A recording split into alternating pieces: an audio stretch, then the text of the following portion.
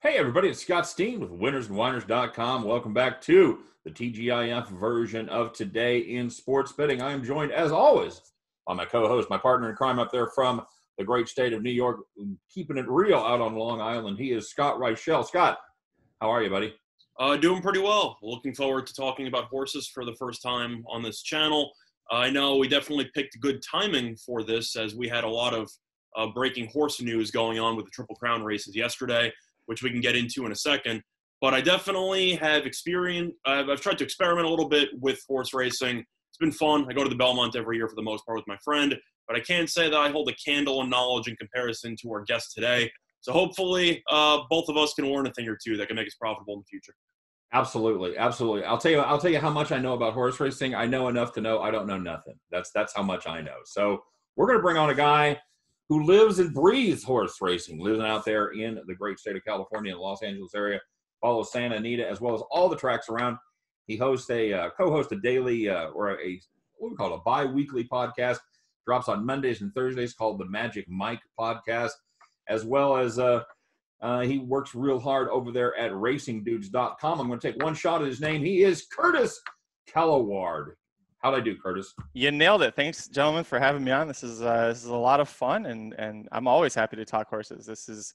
We could be here for 6 hours, and I wouldn't run out of things to talk about. So you'd probably run out of listeners pretty quickly, but.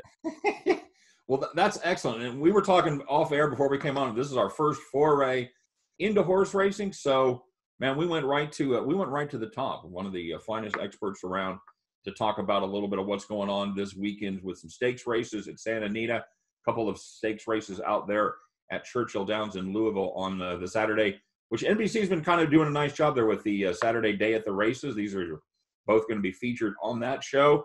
But before we get going on that, why don't you guys catch us up to date? I know there's a lot going on in the world of horse racing. So just from a 20,000 foot view, what's happening with all the 3-year-olds and everything happening, Curtis?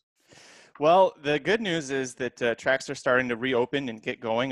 Churchill Downs is back. Santa Anita is back. New York is going to be back here, I think, next week they start up. So lots of racing coming back. That's great. Kentucky Derby, of course, got postponed to September 5th. The Preakness, which is the second leg of the Triple Crown, that got moved to the first Saturday in October, which is why the Belmont is actually going to be in the middle end of June, and it's going to be the first leg of the Triple Crown for the first time. So it caused a little bit of a stir in horse racing because it's a sport that's very much built on tradition and history. But as we all know, 2020 is anything but traditional. It's historic, but definitely you can't count on any traditions right now. Well, to that, they also, sorry to interrupt, in addition to that, they also made the Belmont shorter. So they're really changing everything up. Yeah, it was, when that news came out that day, it was a very quiet Tuesday. Tuesday is usually about the quietest day of the week in horse racing. That was not a quiet day. There were angry people from wall to wall. So I'm happy with it. I'm just happy that we have horse racing, that we're going to have a Triple Crown, that we're going to get to see these 3-year-olds run, because we spend, a good 8-10 months following these horses very closely. So you follow them from across the country at different tracks with different jockeys and trainers. So it's exciting.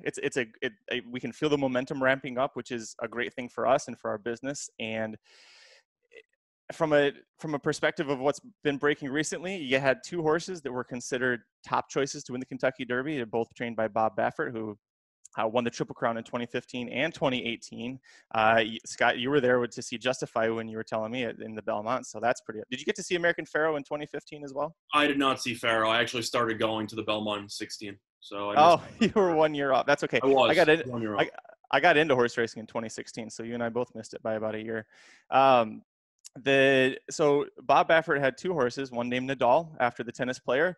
Nadal unfortunately had an injury. He's going to be okay, but his racing career is done. He's way too valuable as a prospect. So we lost him from the trail. And then a few days before that, we found out that Charlatan tested positive for a yet to be revealed substance. The prevailing theory is that it's lidocaine, which, if you don't know, is basically meant to numb any kind of pain.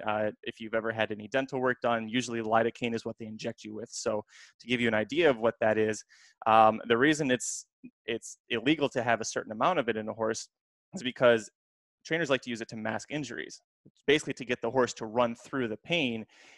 And it's one thing when you do it with human athletes, which you guys are used to covering, because a human athlete can tell you that it still hurts. It still isn't something.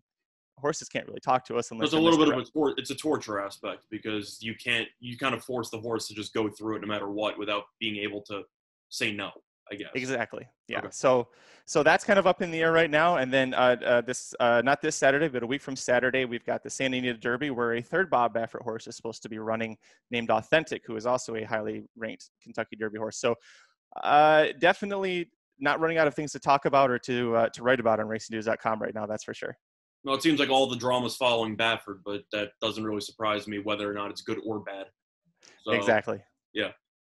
Now, Curtis, I noticed that with the pandemic and everything, they talk about the amount of stakes races is much lower than normal. What ultimate effect is that going to have? Not necessarily on this year's Kentucky Derby and the Triple Crown, but on next year's with the 2-year-olds not being able to run stakes races. Is that going to have a lingering effect going into next season as well?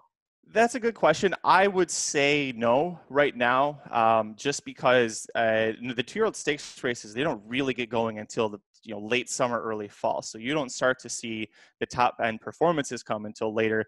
2-year-olds just now started running a couple of weeks ago for the first time. And usually horses that run this early, it's kind of like that kid that peaked in high school that was really great as an athlete in high school and then got to college, and then everybody else caught up to him by that point, and he didn't really didn't really keep moving. So for the 2-year-olds for next year, I don't see it changing too much. One thing that's going to be interesting is that right now all the money in horse racing is in the breeding aspect. So selling horses for $1, $2, $3 million before they've even touched the ground to run. You're not going to see that happen as much this summer. And so it's going to be interesting to see who moves around and who stays, because you have a lot of major breeding farms that will try to keep their best horses and then sell off the ones that, they don't think are going to be their absolute best. I think you're going to see them stuck with a lot more of these horses they're not used to, or go for lower prices, or go places they're not used to. So it's going to be interesting, but I don't see too much of a domino effect, hopefully. Well, Okay. I'm assuming that when you were just talking about the breeding rights and everything like that, that's why keeping Nadal alive was extremely important, because they're going to try to make a lot of money breeding him. Absolutely. So his sire, Blame, stands for $30,000, which means if you want a baby that's dad is Blame, you got to pay $30,000 the second that foal comes out. So Blame is most famous for winning the Breeders' Cup Classic, which is kind of the big year-end championship in American horse racing. He beat a horse named Zenyatta, who was on a 19, I'm going to get this wrong. I want to say it's 19 race win streak. She'd never lost. Her final career start came in this one, and he beat her just by a nose. And so he has a lot of fans, and he has a very strong breeding career. So for his son Nadal to come out and be the first male horse to win a Grade 1 race, which in horse racing is that's the absolute elite level, that's huge. So also the fact that he only raced 4 times, Nadal never lost. And Nadal was a really talented horse race. So like you said, the breeding aspect is a big part of why they were fighting so hard to keep him alive. I mean, I will say they do try to keep the horses alive for the most part, no matter what level they're at. But it was very critical for them from an interest perspective to keep him going. All right, very good. All right, well, let's talk about a little bit what we got going on this weekend. We've got a couple of stakes races at Churchill Downs at Louisville on Saturday. And like we said at the top, that's going to be shown on NBC. They're doing the day at the races. Now, Curtis, are they flying around as far as their coverage to different tracks, or are they staying at Churchill Downs for the day at the races?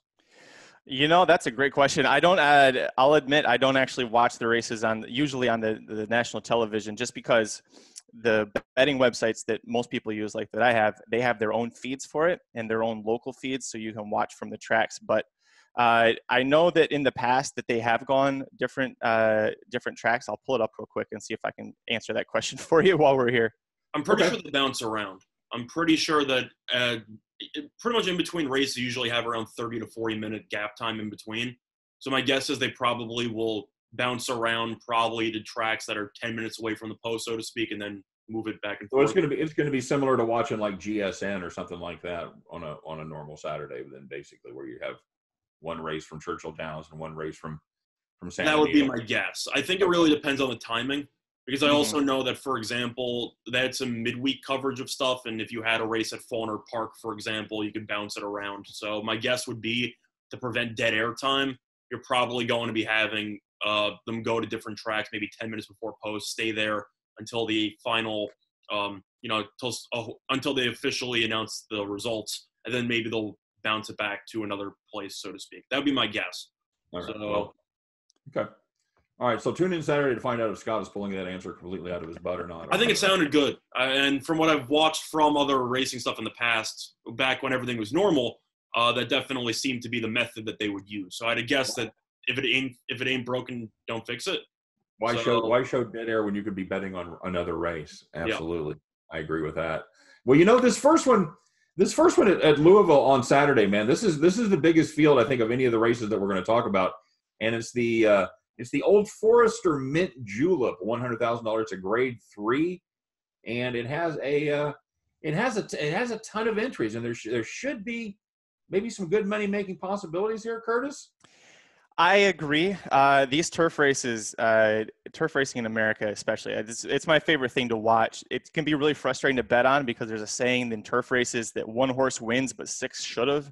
A field like this, especially when you got 14 going a mile and a 16th, so 2 turns, you're going to have a lot of horses in here that love to come from off the pace. So it's really exciting, but it also means that you have to almost hold your breath and cross your fingers, because if you've got horses spread 8, 9 wide across the track and then horses behind them trying to weave through, you're just praying that someone's going to get through and get through to open it. So there are a lot of talented horses in here. One thing that's interesting about the current situation with the pandemic is that because New York, Churchill, Santa Anita were stopped racing for a few months there, you have a lot of horses that should be in grade 1, grade 2 races that they just need somewhere to go because these horses are ready. They have grade 1, grade 2 races later down the year that they need to be ready for. They just need to run somewhere. And so you have the favorite, Juliet Foxtrot, on the rail here at 5-2. She popped 100 plus buyers for each of her last 2 races. If you don't know, a buyer is basically a speed rating to say how good or how poorly a horse ran. And she was in grade 1 races. She was facing 2 of the best turf mile horses of 2019 and didn't embarrass herself one bit. She should be in a grade 1 race. So to see her show up for a grade 3 $100,000 purse, it's a little bit shocking until you think about the ramifications of that. So this distance is going to be good for her. She is the 5-2 favorite. So like you said, with a race like this, there's a lot of potential for price. There's a guy in horse racing, a trainer named Chad Brown. If you're not familiar with that, pretty much if Chad Brown is in a turf graded stakes race, you want to play him. Kind of like how we were talking about with Bob Baffert with the 3-year-olds. You kind of have to play a Bob Baffert horse, even if it's defensively, right? Mm-hmm. Even if it's a short price. So you look at the 8 here, Altia. This is a horse that loves to come from the clouds to close. She's getting Joel Rosario, her jockey, aboard. Joel Rosario is considered one of the best closers in horse racing. I think he's the best. He's perfect at getting in sync with the horse. When the horse is moving, if you watch when it's trying to rally, his body is just like one fluid motion with the horse. It's really just beautiful to watch sometimes. But if you're looking for value, she's 12-1. And part of the reason for that, like I said, you've got Juliet Foxtrot, who's a grade 1 horse, but there's also another Chad Brown horse in here that I think is going to get a lot more money, the 6th, Nay Lady Nay. But I like this other horse here. And there's a theory in horse racing that if a trainer has multiple horses in there, why run 2 if one is good enough to win? So you look at, if there's 2 in there for a trainer, you really have to kind of think, why are they both here? If the trainer wants to win, he's got to have a good shot here with the second one as well. So if you're looking for price, man, the 8-horse Altia, she is 12-1. That is a juicy price. Nay Lady Nay, by the way, is my favorite name of any of the horses that we're going to talk about today. Being a big Bob Dylan fan, that one immediately caught my eye. So, yeah, and then the morning line on Nay Lady Nay is 4-1. And, that's also, like you said, the Chad Brown horse. So you're catching 12-1 on Altia. Now, is there no value on the horse there on the rail at 5-2? Is that something you'd stay away from just because of the price? It all depends. I would use her because I think from purely a talent standpoint, she is the best horse in this very deep field. My big thing that I like to bet with is there are multi-race sequences. So kind of like in sports betting, it's the same thing as like a parlay where you're picking 3 different games in a row. With a pick 3, you're trying to pick the winners of 3 straight races. And so that's what I usually like to do is pick 3, pick 4, pick 5. You can find value and create value with a horse like Juliet Foxtrot. Let's say let's say this is a 14 horse field and she's the only one that looks really talented on paper.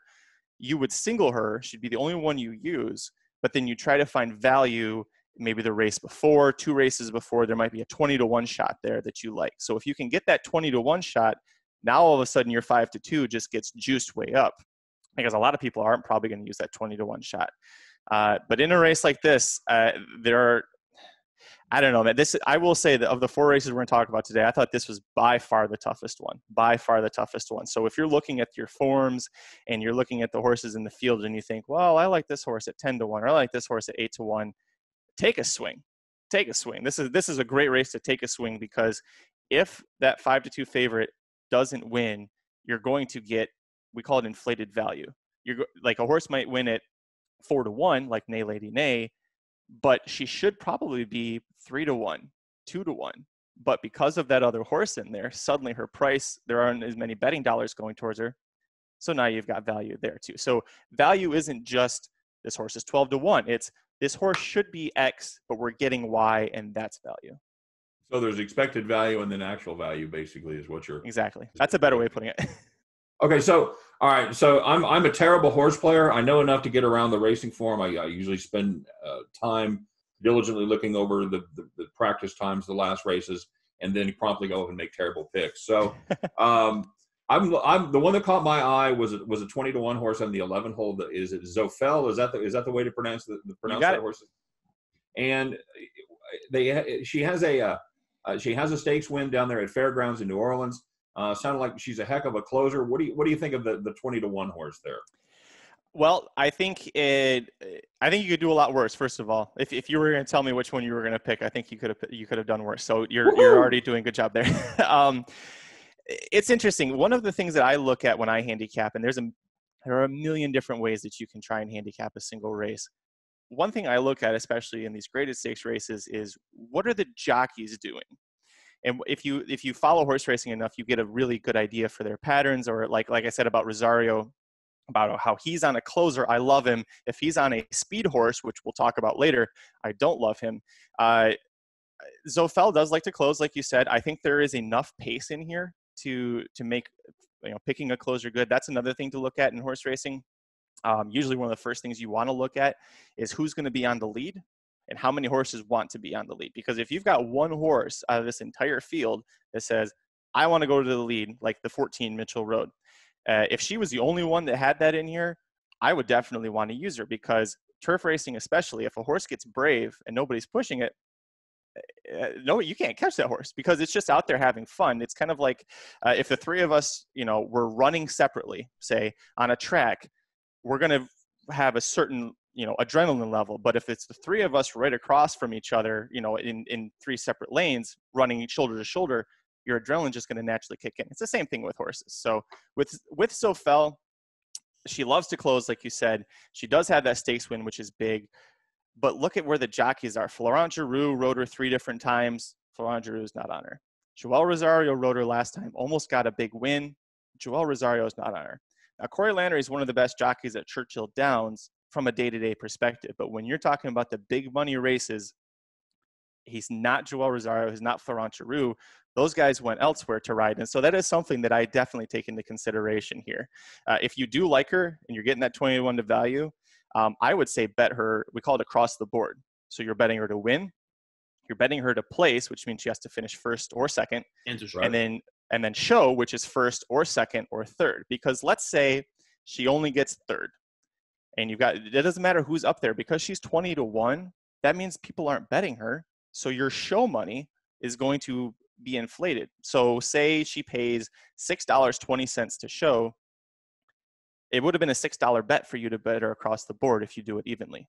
So you actually just made money. You made 20 cents if you do it for the bare minimum $2. And you took a big swing. You took a big swing on a big price that you felt confident about, and you're going to feel good about that. Okay. Scott, you got anybody that you like in this race? Any long shots, any medium shots standing out to you? For long shots and everything like that, no. As soon as I looked at the odds, I was kind of staring directly at Foxtrot in the one spot, and I kind of just figured I didn't know all the information about being a class 1 or grade A and then moving down. So I wasn't even aware of that. This kind of sounds like a tune-up race.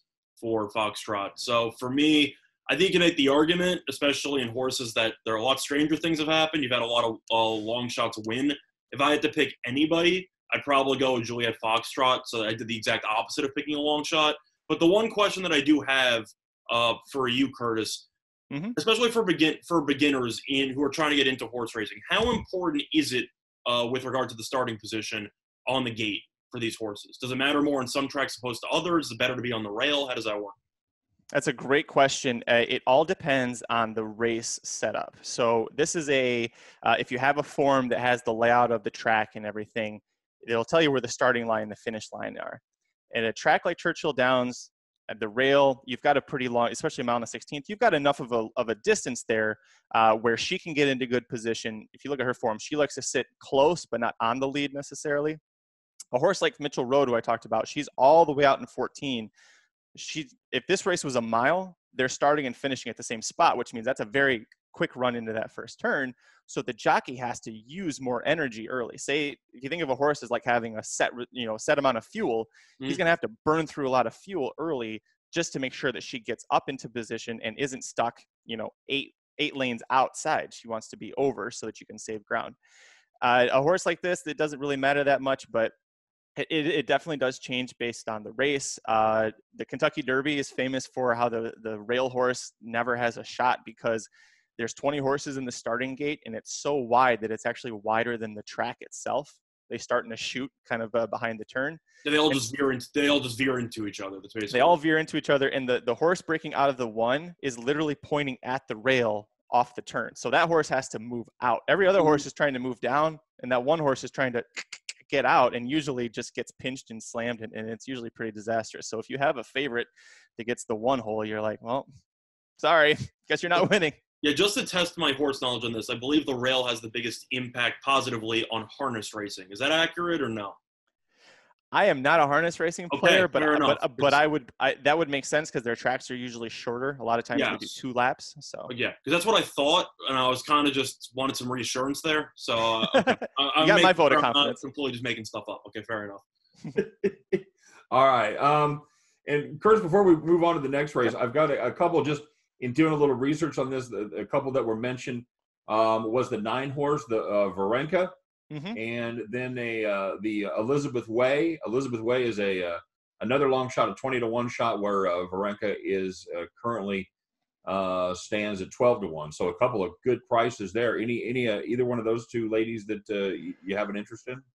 Not on Elizabeth Way. If you look at her form, she usually runs at distances a lot farther than this. This feels like to me like a tune-up race. Her trainer Roger Atfield usually races in Canada. The track Woodbine is in Toronto. He usually is one of the top trainers there. I expect that this is just a tune-up race so that Woodbine opens in a couple of weeks here. I think he's just trying to make sure that she's ready for going a mile and 3/16, a mile and a half, a mile and a quarter. Those longer races are going to be more for her.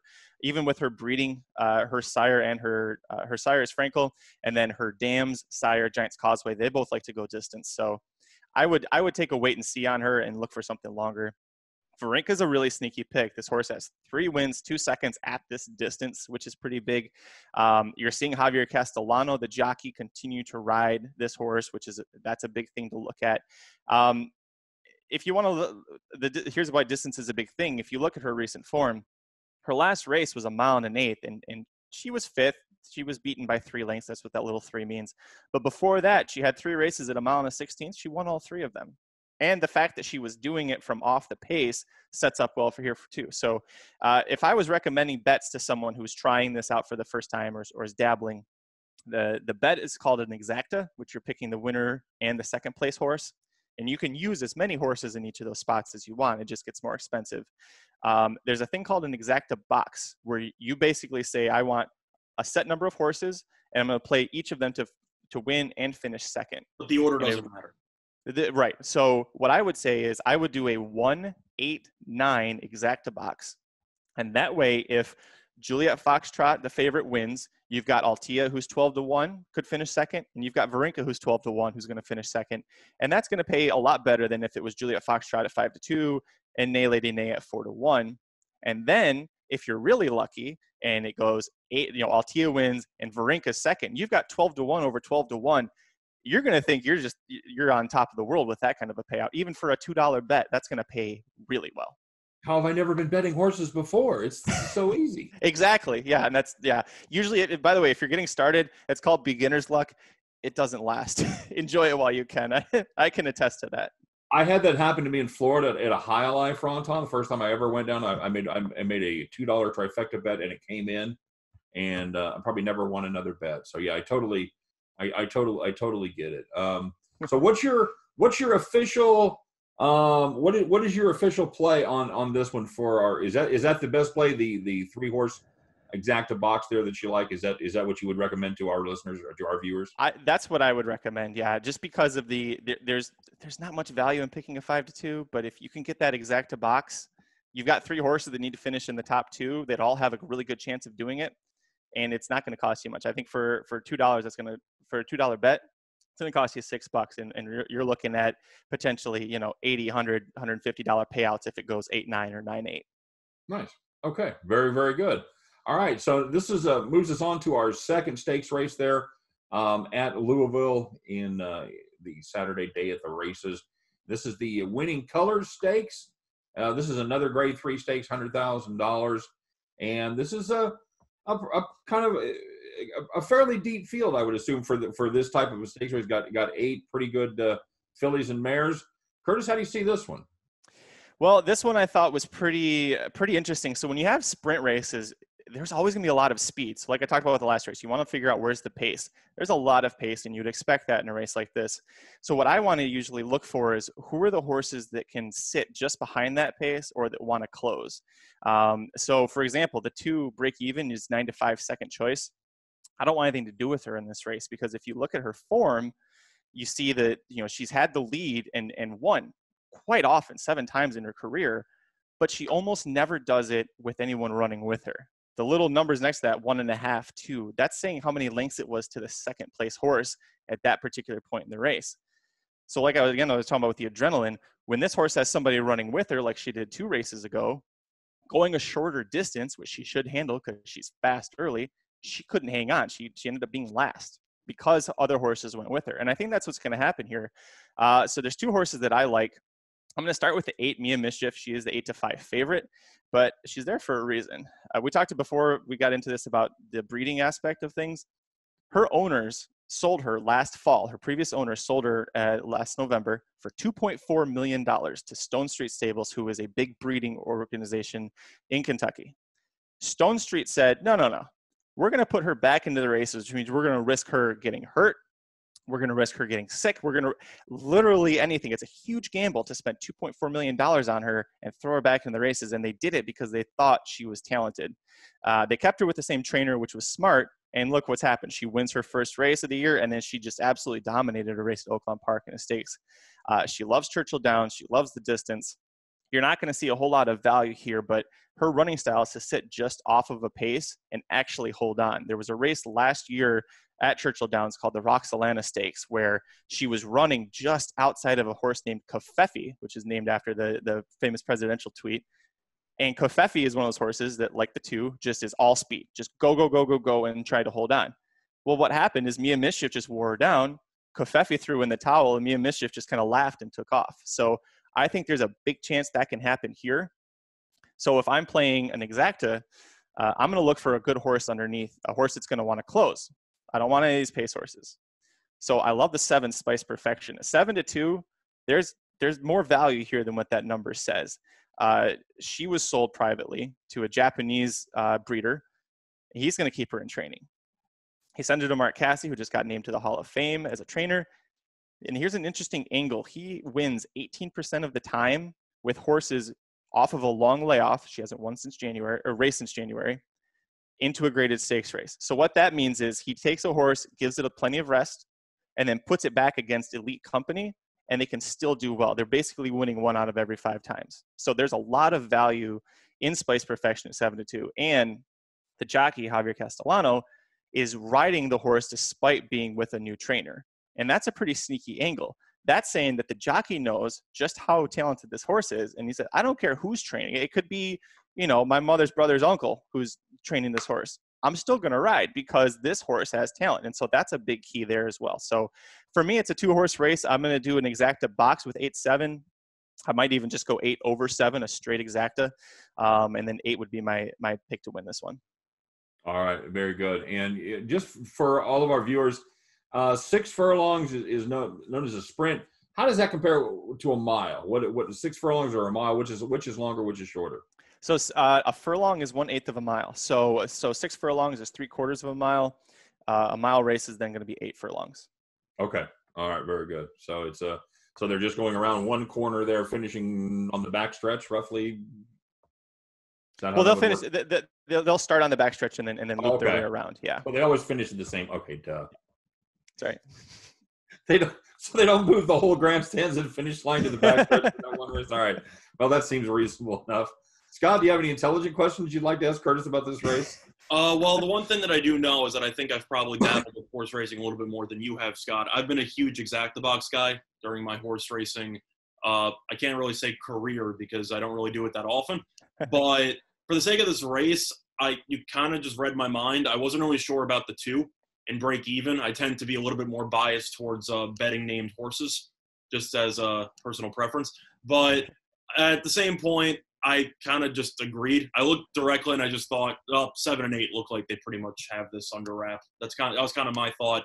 But the question that I have for you when it comes to betting with horses, I know that the way that I usually go after horse racing, I usually wait for last second line movement and I try to get in maybe right before they officially get to the post.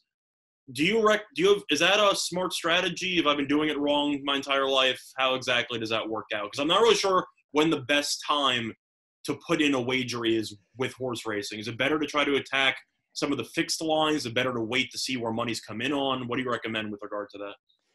That's a great question. And I don't think many people, even experienced horse players, take this into account as often as they should. With a race like this, especially if you're looking at betting 2 of the 3 biggest favorites in the race here, the 7 and the 8, I would say about 5 minutes to post is going to tell you how much time you have. And usually it's once the previous race is finished and then they update everything, you usually have about 20-25 minutes to get your bets in before the next race goes off.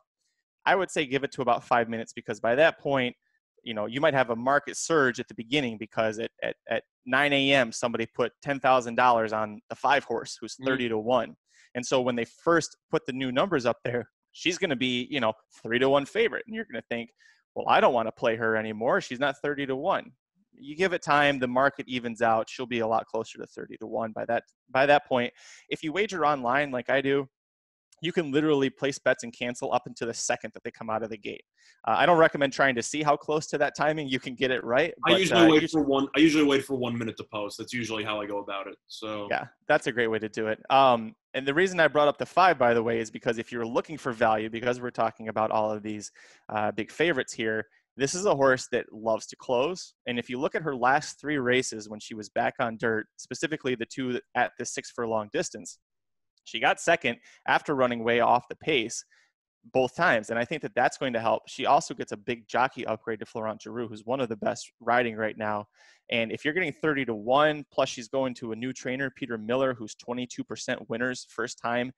If you just want to take a total bomb shot here, I would say use Unique Factor, the 5. One thing you can do also, if you want to play an exacta, one thing I thought of, 7 and 8 to win, and then 5, 7, 8 to finish second. So you don't have to put the same horses first and second here. That would just be a box. So if you want 7, 8 over 5, 7, 8, and say, that 5 just has another really strong run and gets up for second, that 30-1 is going to really pay out nicely. Well, I actually have one more question for you Sure. in particular. So as a beginner horse bettor, I know that all of us seem to be, I'd say, obsessed with trying to hit that massive payout really quickly, which is a surefire way of burning all your money. Do you ever dabble on trifectas or superfectas, or you just believe that's a complete waste of time and money? I'm a big believer in figuring out what you're good at and sticking to it. Okay. So one of the guys that works for us Racing Dudes, Saratoga Slim, is notorious for hitting exactas, trifectas, and he'll only use 2 or 3 horses, and he'll make a $10 base wager on it, and he'll make his entire month's worth of gambling, money from that one race. Mm-hmm. But then if you asked him to try and do a pick 4 sequence, that might not be his strongest point. Yeah.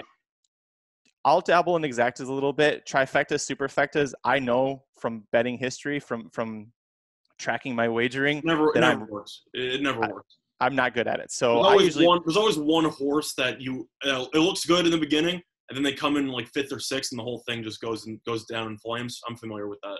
Yeah. It's just too many things that can happen that I don't feel comfortable doing that. I feel like I'm pretty good at telling you, does this horse have a chance at winning? Yes or no? Move on. Can it finish third? Sure. Every horse could finish third. I don't know. So do you also dabble in the matchup props as well, or do you just stick to mostly picking outrights? Mostly picking outrights. It's at least from American betting. There aren't too many matchups. I do it for like the Breeders' Cup or the Kentucky Derby. Those are fun because I usually have strong opinions about the top horses, and if there's horses that I have big biases against, I'm like, I hate this horse. I can't wait to see this horse. Somebody else beat him. So I'll do those bets. Curtis, real quick before we move on to Santa Anita. Yeah. One horse I wanted to ask you about in this race, and that was Break Even, a horse that was really good as a 3-year-old. And has kind of been slumping lately. Hit a little bit of had a win in a kind of a lesser race last time out. Is this a horse who has peaked and is no longer going to be a factor, or I like that speed, and is it any chance that she gets out to the lead and doesn't give it up? There's too many other speed horses in here, and I'm glad you brought her back up because, like I talked about last race, Joel Rosario was fantastic at riding closing horses. I just don't trust him that much on a speed horse. And yes, he rode her last time and she went first from start to finish. But like you said, Scott, that was a much lesser field. She's facing much tougher horses, much faster horses here. And I just don't trust that he's going to be able to get her to relax and calm down. And I think she's just going to burn out. I wouldn't say that she's peaked necessarily. I just think that she really needs to have a race where she's the only horse that wants to go super fast out of the gate. And there's enough of those around the country that, look at what she was doing as a 3-year-old. She found plenty of those races, but she's just, especially with 9 to 5, that is a really tough pill to swallow. And I'm not going to do it. Okay, good enough. And that's that's a good lesson, not just in horse racing, but in a lot of sports. People think sometimes about winning money in sports betting as making money on an actual positive result. Sometimes you make money by not putting bad money in a bad bet. And that's why I asked the expert right there. That's a play as a novice that I might have seen some stats and went, oh, yeah, that's worth a play. And upon further review, finding out that you have a jockey that likes to come from off the pace, doesn't like to be a front runner, that saved me a couple bucks in my pocket right there. So, well, now watch. We probably just put her in the winner's circle now. So. I was going to say, when she wins the race on Saturday, you'll be getting another call. But generally speaking, no, I'm going to listen to the experts on that one. So that's a good one. Scott, you got anything else about the card there at Churchill Downs, or are you ready to move on to Santa Anita too, bud?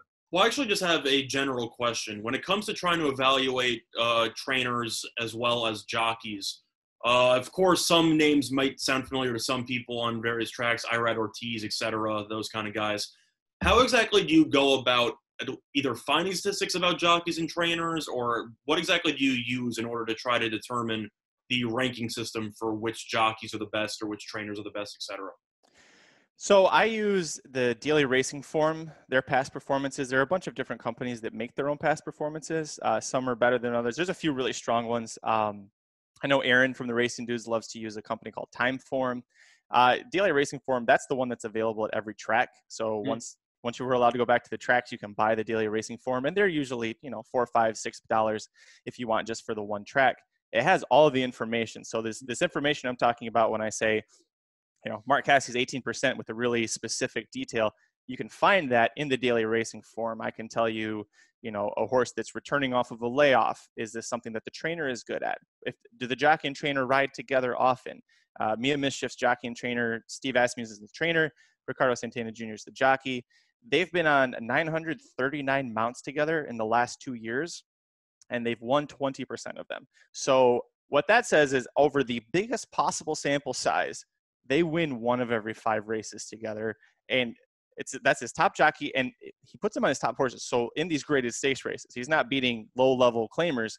He's beating monsters 1 out of every 5 times. So that kind of information you can find from the Daily Racing Form, and it'll help you when you're looking, especially if you're trying to get started. There's a lot of stats there, but you just kind of get yourself more familiar with it. Yeah, I know that what I've done in the past with regard to the Belmont in particular is you try to find one guy who has about 30 tickets on race 1, and you know that they're probably going to leave their book behind for the rest of the 15 races because they're just going to leave. So if you want a free book, that's definitely a way you can go about it. That's a little sharp tip right there. Yeah, you can save yourself some beer money. Yeah. Very nice. All right, so we're going to move on to would you call this your home track, Curtis, or at Santa Anita? Yep, this is my home track. This is the first track I've ever been to. I used when I was allowed to. I was there every weekend, and yeah, I miss it. I miss it terribly. All right, so we've got the in any talk at all, just informally or off the record, about when fans may be allowed back to some of these horse tracks? Well, it is California, so they are taking their time as much as possible with everything. There's no timetable on it. Santa Anita is going to run for about 1 more month. They usually run until the end of June. And then for about 8 weeks, 9 weeks in the summer, they go to a track called Del Mar, which is close to San Diego. And they will run there, I think, early mid-July is when they'll start. They've already announced that they're not going to have fans there. They're going to be extra cautious with it, but what the crappy thing for me is that I could argue, well, I'm media. I write about it. I have a press pass, and they say no press either. So. Wow, yeah, and that was going to be my question. Are they letting any press in? But no, just the track, the photographer for the wind circle, and then the video guys who put the stuff up on the TV for you. That's it. Okay, all right. So this is going to be the honeymoon stakes. There is the Grade 3 $100,000 stakes race at Santa Anita, mile and an eighth. So let me ask you, Curtis. I noticed that this race, all but 2 of the horses come from, well, mostly Europe. Ireland and France or Great Britain all represented. Is that because it's a turf race and turf racing is not as popular in America as racing on the dirt, or is it just kind of a one-off, as it happens to be 7 of the 9 horses are international horses in this one? That's a good question. It's pretty common, especially out west. California turf racing usually need to be built for speed. So you're going to see a lot of European horses come over. You're also going to see a lot of European horses come over because they could like to handle distance better than a lot of American turf horses do, at least from a breeding perspective.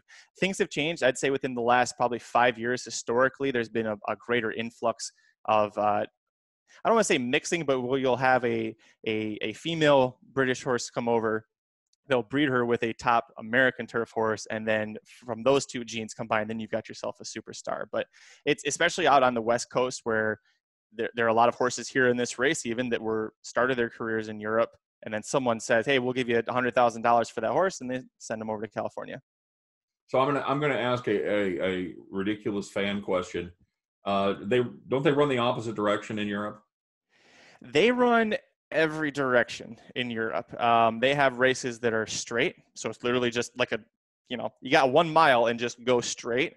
Like a quarter horse, only it's a mile. Right. You've got left-handed turns. You've got right-handed turns.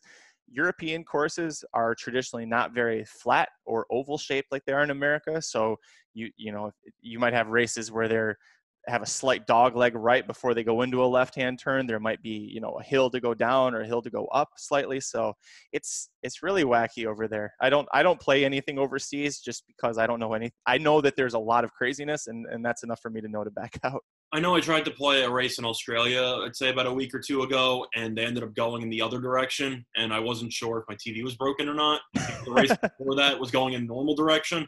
So I guess it's whatever they feel like. So that's something to keep in mind if you are going to be betting European. Everything might occasionally go backwards, as you might start to see them make right turns instead of lefts. So just keep that in mind. Yeah, my money went backwards. It usually comes into my wallet. It went out of my wallet. So yeah, I totally get that. This is an interesting race. You've got a couple of favorites. You got some serious speed horses here. Curtis, tell us about the honeymoon stakes there in Santa Anita. So like I said, you usually need to have speed to do well out here in the West Coast. That's not to say you can't win with a closer, but you need a horse that's going to be able to show speed, or something that we call a sharp turn of foot, which means when you press that gas pedal, that foot just digs in and they propel themselves off. There's one horse in here that I love, the 8 Parkour. His horse is speedy. I mean, she is fast. That last race when she was her first race as a 3-year-old, which usually you see progression when they get a little bit older. the horses that there were other horses that should have gone with her, and she was so fast that the other early speed horses couldn't catch her. And then when it was time for the real running to begin, she just basically jogged home. I mean, you see that she went from a 6-length advantage to 3 1/4 because the jockey just held on to her. He knew that he had that one. Mike Smith is a Hall of Fame rider. He won the 2018 Triple Crown with Justify. He's one of the smartest riders in racing history. So with him aboard, I think this could almost be a single if you were playing, multiple races here. I think there are a couple of talented horses, but 8's my top choice. I'm really glad that you started with that one because that's the one I wanted to talk about. I read about that performance where she had like the fastest opening half mile of the season and then closed at like 25 and change. And that's what I was going to ask you, if Smith was just taking his foot off the gas or if that horse had run out of gas. So you're saying that she had more in the tank, that he just pulled off the reins because he could. Yeah, he did. He used the whip just a couple of times. I think it was once or twice off the turn. And you'll see that happen. A jockey like Mike Smith especially, he does that just to remind them, like, hey, you still need to finish. Like, he wasn't hitting her hard. It was more just like just a little taps, like, keep going. And then once he realized with about a 16th of a mile to go that he had them beat by a country mile, he just walked her home. Okay, so let me ask you about 2 things with her. Number one, do you worry about her out there chasing Laura's Lights? And number 2, do you worry about the extra 1/8 of a mile that she's going to be running in this one? Good questions. Laura's Light, I'm completely against because I don't think she can handle the distance very well here. If you're looking at a racing form, one of the things that the piece of information they'll give you is the fraction. So like you said, she ran a 45.2 second half mile, that's fast if you're sprinting. If you're going a mile, that's crazy fast. And if you look at what Parkour has done versus Laura's Light hasn't been, the only time she was close to that was when she was sprinting. Anytime that she's gone a mile, she's been 48 seconds, 47.5 seconds. And that was with her trying to be on the lead or just sit off of it. So I don't have any issue with that. Her jockey, Abel Cedillo, is a really intelligent jockey. He's not going to try and get into a speed duel.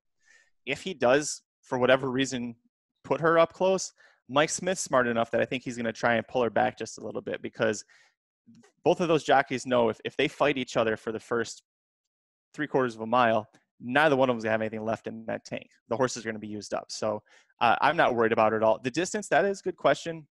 If you look at her breeding, 1 1/8 might be a little bit too much. But again, if she can get out there to an easy lead like she did last time and nobody's pushing her, she's going to have more left in the tank for when she needs to go farther. So it is something that you were right to look at and to point out. But specifically because of how I see the early pace of the race shaping up, I'm not that concerned.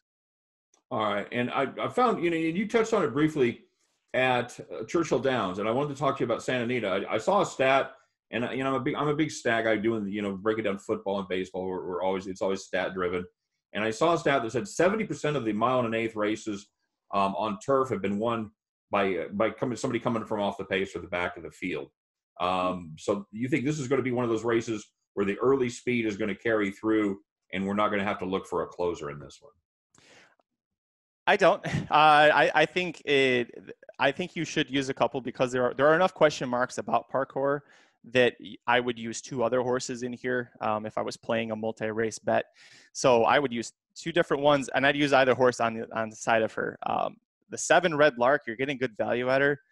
She broke her maiden, got her first career win going this distance. Prior to that and since then, the most she's gone is a mile. So you look for her to be closing well, but that also tells you that she's going to have the stamina available. And the fact that the jockey who was aboard that day, one of the best in California, now comes back to ride her again in this spot, that tells me that this horse has a really strong chance to close, especially if Parkour gets leg weary or if Parkour and Laura's Light fight it out on the front end. She's got a good shot, and so does the 9 Stella Star. This horse in her last race came from way, way, way, way off the path. I mean, she was so far off you couldn't see her on the TV at different points. Look who was riding her, Joel Rosario. Talked about her every race so far. Rosario was one of the best closers, and you can see in her stat line there, she just missed by a half of a length. And her race there, it was a $100,000 stakes race. The horse that beat her by just a half a length has won 4 of 5 races on turf. 3 of them were stakes wins, so that horse is very talented.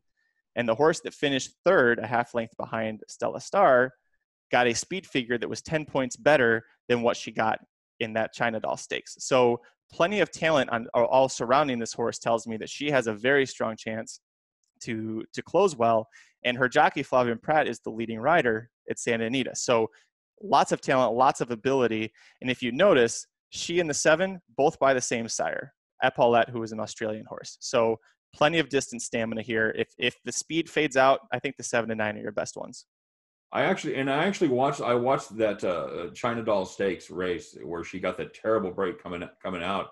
I want to say, she was like 10, 12 lengths down coming down the first turn there at the front stretch. Yeah, just horrible, buried in last place, and just absolutely turned on the jets there. I am looking forward to seeing her run coming from off the pace and with Flavien Prat aboard. So, Scott, any questions about this one for Curtis? Yes, I actually have one question here. So I see that Jeff Mullins has multiple horses in this race. I know that we talked about that before. I'm not sure if he actually thinks any of the horses can win this race, but he's throwing multiple out there. My question for you, for beginner horse bettors, I kind of just go by, I know that jockey. The jockey's name sounds familiar. Maybe he, picked the horse for a reason. Do you think there's any value on KP Dreamin'? Because I see Victor Espinoza is going to be riding her, and I think that is there a potential shot there for a dark horse candidate? Well, she has a shot. I'm not saying she doesn't. Victor Espinoza won the Triple Crown in 2015 with American Pharoah. So yeah, he's jockey, and I'm thinking, maybe he sees something that other people are not. But I was just curious. What's interesting to me is that Jeff Mullins does use Ruben Fuentes, who'd ridden this horse all 7 of her starts. He does use Ruben quite, and he didn't put Ruben on, and that tells me one of two things: either that that Ruben picked up another horse, which he didn't, or that he wasn't that happy with the way that Ruben rode the last race. So he could be looking for something a little bit more from Victor Espinoza. My concern here is that in the last 2 years, they've never teamed up together before. So why is he jumping on here? To me, I almost read into that as, did Mullins need a rider and Espinoza was available? What's the concern there? So sometimes I feel like I read too much in this stuff, but especially in California where I have a pretty good read, a good feel on everything, she's got a shot. But if you look at that optional claimer race when Parkour won, she was closing well, but I think that there are better closers in here. So she's going to need to work out a really strong trip and improve tremendously from her previous speed figures. So one of the issues you have is the lack of familiarity between jockey and horse. Correct. Okay. Fair enough.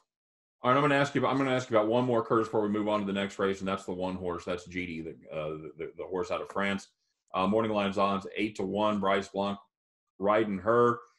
Anything there that you like? Well, she's definitely faced all of these horses, so I like that I can see that on the form. If you see a horse that she's competed against in bull, that means it's showing up here again. My concern is, where is she finished amongst all those other horses that she's facing here? When she broke her maiden last year, she looked great. She followed that up with a second win. We haven't really seen her do much since. Now, here's an angle, a next level angle, if you wish. This horse is making her second start off of a layoff and her second start at this age. And usually you can project improvement in both of those cases. So if you did like her and you like that price, I would say if you wanted to use her underneath, especially in a trifecta, superfecta situation, right, you could put her third, fourth. From a talent standpoint and from the speed figures and who she's faced, I just don't think she can beat them. Too many other good horses in this race. For her to probably get up there for a first or second, you're thinking? Yeah. Okay, very good. So what's your official, give us your official play on this one, Curtis? Oh, boy. I am going to go with the 8 Parkour. If you want to place a win bet, I think you're going to get a good enough value on her. And if you're playing an exacta, box them up 7, 8, 9, and see what happens. 7, 8, 9. I can even remember that. All right. All right, very good. And that leads us to the second race. This is the Sunday Stakes race. And this is the only Grade 2 Stakes race that's being run this weekend, unless I'm mistaken. Is that correct, Curtis? That's correct. Okay. Yep. So we're going to talk about this one. This is the Santa Maria Stakes being run there at Santa Anita. And looks like CC is the favorite there. Curtis, take it away.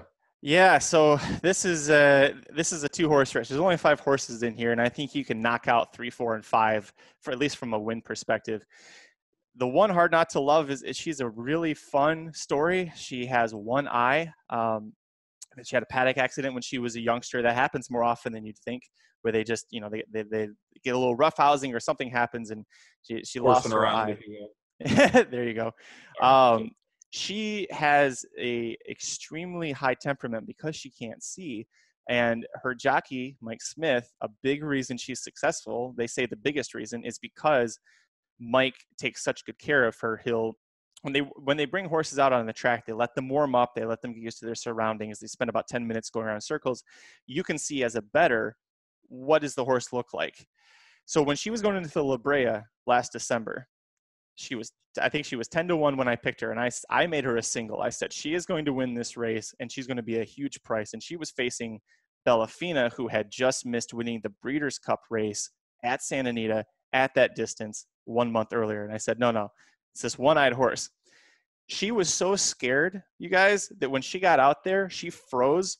They had to put 2 ponies, one on either side of her, squeeze her to get her to move. And mind you, this is with 2 minutes before they're supposed to race. And she has not left the spot where she entered the track at. And so I'm up in the press box thinking, I told all these people that she was going to win, her price ballooned. And then she raced like a monster. And it's all because of how Mike Smith rides her. So I think she is a very talented filly. And yet all that praise said, I'm going to actually pick the 2 to win CC, because CC came into the racing world, just tons of hype on her. She was supposed to be the next big thing. She goes to the Acorn Stakes as a 3-year-old last year. She didn't ship that well. She got sick afterwards, and then she had an issue with injuries. They gave her a bunch of time off, and then Victor Espinoza gets back on to start the year, and she's been lights out since. She's beaten Grade 1 company back-to-back races, including the last time out. She had to fight tooth and nail to get there. She had to overcome drawing the 14 post, which we talked about how hard that can be for a horse. She had everything stacked against her and still won.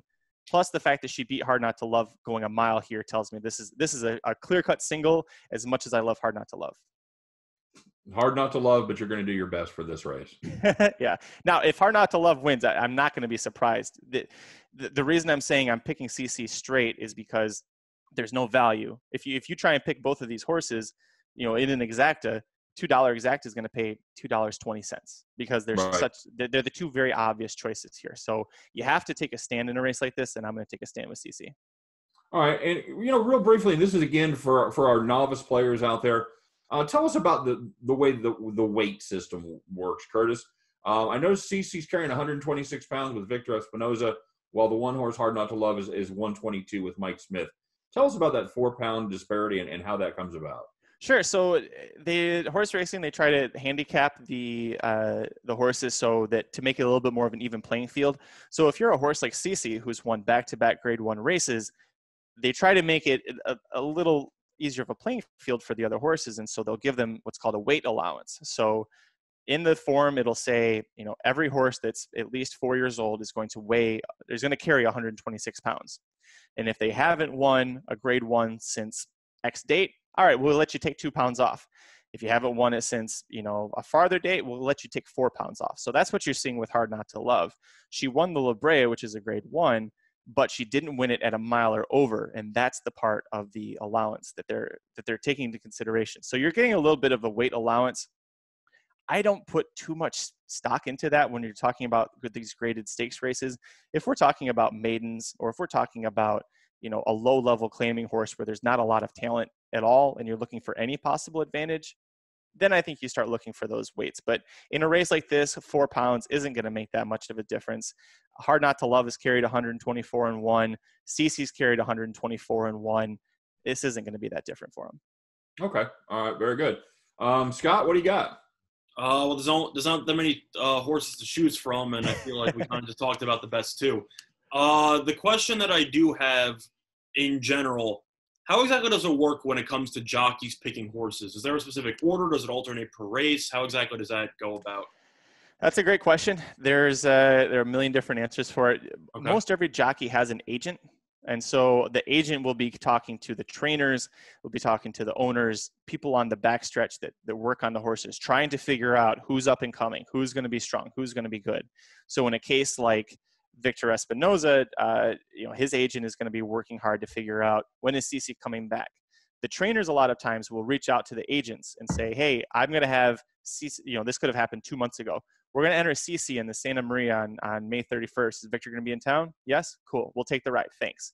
So it works out to that. A lot of these jockeys, not necessarily the Triple Crown winners that are in the Hall of Fame, they don't have to get up early in the morning as often, but a lot of the jockeys get the rides because they'll work the horses in the morning. You see on the page that a horse has been exercising, every week. Hard Not to Love covered 5 furlongs, 5/8 of a mile in 58.8 seconds. Someone was aboard. That could have, you don't know for sure, but that could have been Mike Smith. So you kind of figure out sometimes that, this jockey's been riding this horse in the mornings, trying to get the ride for the afternoon, and then it gets it. And then sometimes it's a case where, Mike Smith and John Sheriffs, they were on Zenyatta, that filly that I said won 19 races in a row. So they have a long history together, and John will call Mike probably directly and say, hey, how about this horse? Hey, come do this one. And they have that relationship where the trainer knows what the jockey's good at and vice versa, and then they try and make a winning partnership out of that. So do you think that there's a lot of stock in potentially backing horses that have these elite level jockeys on them? Do you think that's a pretty safe way to potentially go about placing wagers on horses, or is it a slippery slope to some degree? There is no one hard set rule in horse racing, just like in most any kind of sports gambling. But when you see, 34 times Mike Smith and John Sheriffs have teamed up together in the last 2 years, and they've won 29%. That's a big enough sample size for me, and knowing that it's a Hall of Fame jockey and a really intelligent winning trainer, that tells me that there's something there. There definitely is something worth looking at. If you were to look at, say, actually on this page there isn't anything, but if there was a jockey trainer where they ride 100 times and their win percentage is 9, okay, they ride a lot together. That's great, but they don't always team up together to win. So you kind of have to look into that sometimes too. Yeah. Now, are Mike Smith and Victor Espinoza, are they basically hired guns for this weekend, or are they're not riding the meet there at Santa Anita, are they? They are, yeah. So Santa Anita right now, one of the ways in which they were allowed to reopen for racing is the jockeys are all sequestered at the track. So if you're familiar at all with what a TV or a movie film set would be, or you heard of trailers, I'll be in my trailer. It's sent me to my trailer. Right. So those trailers that they have for the actors on set, they shipped in a bunch of them, and they're literally just sitting on the backstretch and in a parking lot in Santa Anita. And the jockeys, if you want to ride at Santa Anita, when it's a race day or a race weekend, your butt better be living in that thing, or else you're not going to ride. And then that's a way to kind of keep everybody quarantined and not bring in too much contamination. So you're actually seeing guys like Victor Espinoza, Mike Smith, who might ride 2-3 times a day. Mike sometimes will take a day off because he is getting up there. He's in his upper 50s now. You'll see them take days off, but because of the situation right now, you're going to see them more often than usual. So from a handicapping perspective, it makes it fun, but it makes it more interesting because you start thinking, now is Mike riding this horse because he thinks this horse is really good, or does Mike not want to sit in his trailer for 8 hours today? What's the difference here? Right. Very good. So the official pick for this one's much easier for you. Not enough value to branch out and do any kind of exact. There's of course a trifecta with a five horse field. You like CC pretty much all the way to win this one, and that's really about it, right? That's correct. Take a little spin on Hard Not to Love if you like the underdog, so to speak, and the one-eyed horse with the anxiety problems. And what a great name! How it is hard not to love that horse, but we'll do our best for CC. Scott, you got anything else before we wrap up? Not really, to be honest. I'm looking forward to seeing how it works out this weekend, and hopefully my horse racing portfolio will be more impressive in the future as a result. Yeah, very good. Yeah, I'm a struggling horse player myself. Like I said, I like to go. I've been to the track probably 10, 12 times in my life. Always have a good time. Very rarely have a profitable day. So hopefully I've learned enough here. Maybe make a little money this weekend. So, Curtis, thanks very much, man. I don't know if I speak for both of us, but I learned a lot today. Well, I'm happy to have been able to teach. Thank you so much for having me on. I'm always happy to talk horses, and I will say that my wife is probably really happy I have someone other than her to chew the ear off about horse racing, at least for an hour. So this was a great time, and good luck to everybody who's betting. And if you cash, great. If you didn't, forget my name. Very good. Yeah, we've got a little bit of experience with that ourselves, so no question about it. We will definitely have you on again, man. It was fantastic, and I know I know the season's going to start heating up. There's going to be more and more big stakes race as the summer and the spring goes on. So yeah, we'll look forward to having a lot more horses to talk about. Appreciate it, and make sure you check out Curtis on the Magic Mike podcast. It drops every Monday and Thursday, as well as I'm sure putting up all kinds of great content over there at racingdudes.com. Curtis Kalleward. I went back to the well and I screwed it up. Kalleward. You hit it the first time. That's all right. I know, right? I got greedy. I got cocky and totally tanked in the second one. So make sure you check out Curtis, racingdudes.com, Magic Mike podcast. Curtis, thanks for being here, man. Really appreciate it. Appreciate it, guys. Thanks so much. Absolutely. Scott, as always, thanks for joining me. Thanks for being my co-host, man. My co-hostess with the mostest. Make sure you check out Scott and I tomorrow. We'll be back with Winning Willie to talk about a little faster kind of racing. We'll be going over our NASCAR results from last night. Spoiler alert, wasn't pretty. And then we'll be previewing the Bristol Food City 500 on Sunday. So that should be a lot of fun. Make sure you check out the show tomorrow. But for myself, for Scott, for Curtis, for all of us here at winnersandwhiners.com, don't forget to check out winnersandwhiners.com and our sister site over there at statsalt.com. Great content from the sports betting world each and every day. Even now, they're still putting out great stuff with a lot of winning strategies. So check out those two websites as well. Thanks for joining us here on Today in Sports Betting. We'll be back tomorrow. You guys have a great Friday. Enjoy your evening. Enjoy your weekend coming up. And we'll talk to you next time. Take care.